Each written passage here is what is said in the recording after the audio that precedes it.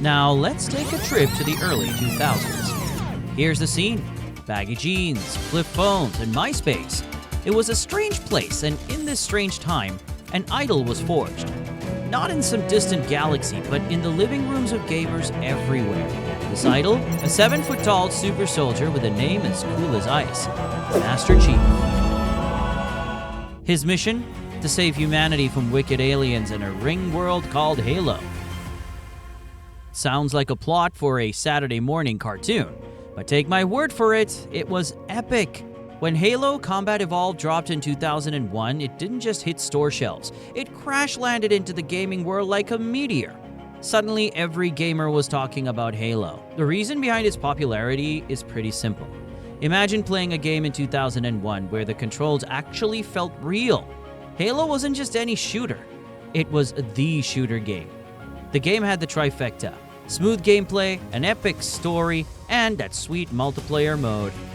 Master Chief was the face of Xbox, and Halo was becoming nothing less than legendary. Halo 2 and 3, a legendary era. But as successful as Halo Combat Evolved was, you'd be dead wrong if you thought that was it.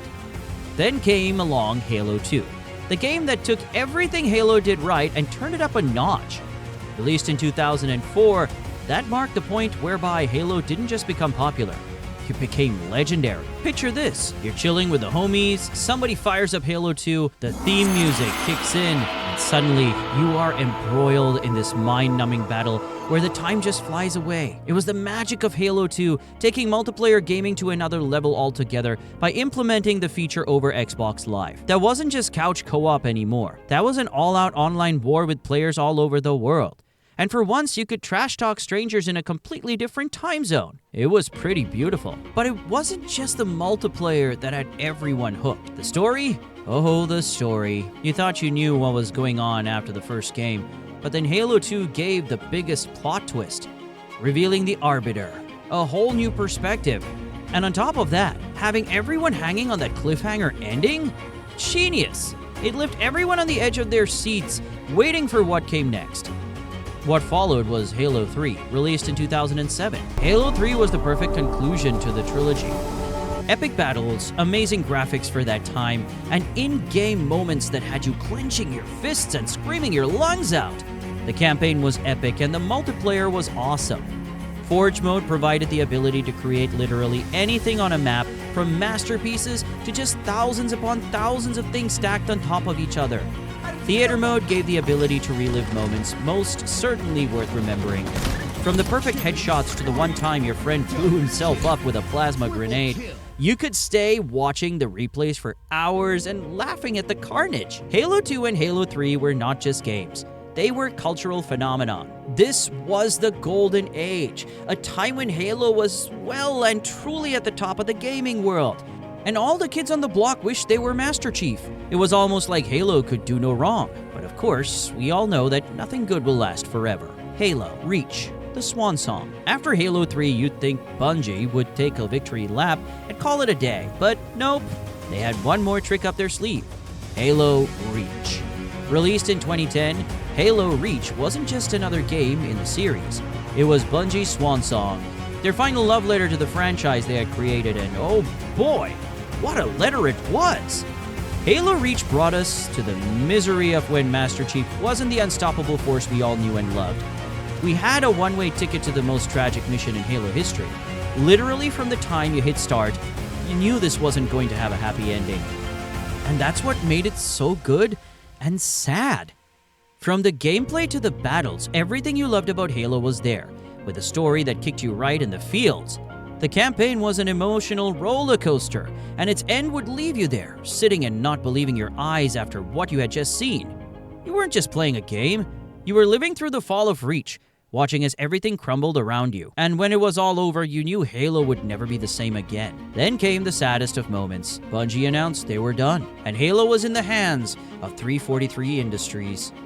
To the fans, it feels like catching your favorite band play the last show they ever do. One thing is for sure, a legend was built by Bungie, but now it's time for someone else to take that torch. Halo 4 and 5, the struggles of a new era. Expectations were high when Halo 4 dropped, but the response was meh. It introduced a new story arc with Master Chief and a new enemy faction. the Prometheans. Halo 4 had great visuals and emotional depth in the story, but couldn't capture the magic of the previous games. The campaign was good, but the magic wasn't there anymore.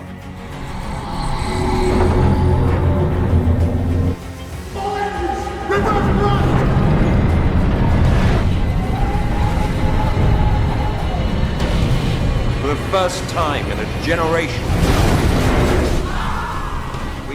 When Halo 5 Guardians dropped, 343 Industries wanted to shake things up. The introduction of Spartan Locke sharing the spotlight with Master Chief was supposed to be epic, but reality didn't meet the hype. The campaign was split between Locke and Chief, but Locke didn't connect with the players, so the story felt broken. The showdown between the two Spartans was brief and underwhelming and left many fans confused and disappointed with the direction of the story. On the multiplayer side, Halo 5 was technically good, but felt like it was copying the industry rather than innovating. New abilities were added, but they didn't have the uniqueness that made Halo's gameplay special in the first place. The most glaring omission was the lack of split-screen multiplayer, a feature that had been in the series since day one.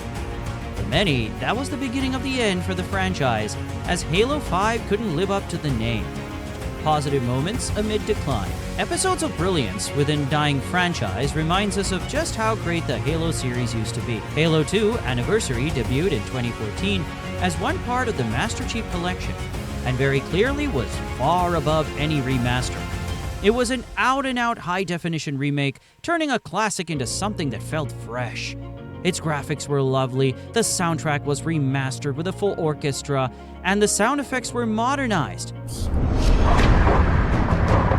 Never had Halo 2 looked or sounded as good. The multiplayer was true to the original, but with a new twist to it. Halo 2 Anniversary was a beacon of light that would shine bright again when all hope seemed to be lost for the series. The Halo streaming series, highs and lows. In 2022, Halo finally jumped onto their TVs with the long-awaited Halo streaming series. It was many fans' most anticipated look at a fleshed-out universe. When it finally dropped, the reactions were extremely mixed. On one hand, there were highs for the series. The visuals were great. They brought the Halo universe to life like nothing else. Everything from the Covenant to the Spartans and weapons looked great. Some moments lived up to the hype for those who had dreamed of seeing Halo in live action. Yet the lows couldn't be ignored. It changed or ignored key elements of the Halo lore, away from what made Halo special in the first place. And worst of all, Master Chief took off his helmet. Man, the producers were really bold for this. Other characters were given new life, and the show struggled to find its feet while feeling somewhat disconnected from the games. For most casual observers, the show was just another run-of-the-mill science fiction drama with the usual dose of action shots and a big budget. To the hardcore fan base of Halo, however, it was a mixed bag, with many speculating if the franchise had lost its way. The decline of a giant. Halo Infinite was supposed to be big. The actual game that was going to take the franchise back to glory. It was announced in 2018. It was marketed in the run-up to 2021 as the game that would recapture the magic of the early Halo games. But the reality was more complicated.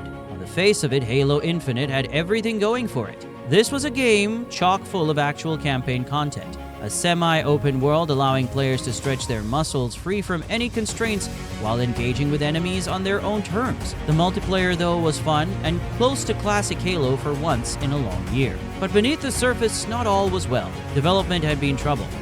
Constant delays and changes obviously pointed to trouble behind the scenes. The game launched missing some key features, and the live service model struggled to deliver meaningful content. Its player base finally dwindled, and Halo Infinite never felt quite up to the promise. The game was good, but did not give the great return the fans had hoped for. Halo became just another game in a crowded market. Now Halo has lost its steam, to be honest, but its power in gaming and pop culture cannot be argued. It helped redefine the first-person shooter genre on consoles and continued to raise the bar in multiplayer gameplay.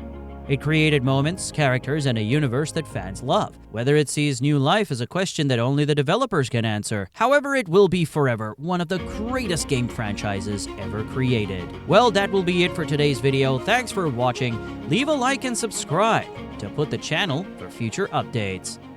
As always, see you in the next one.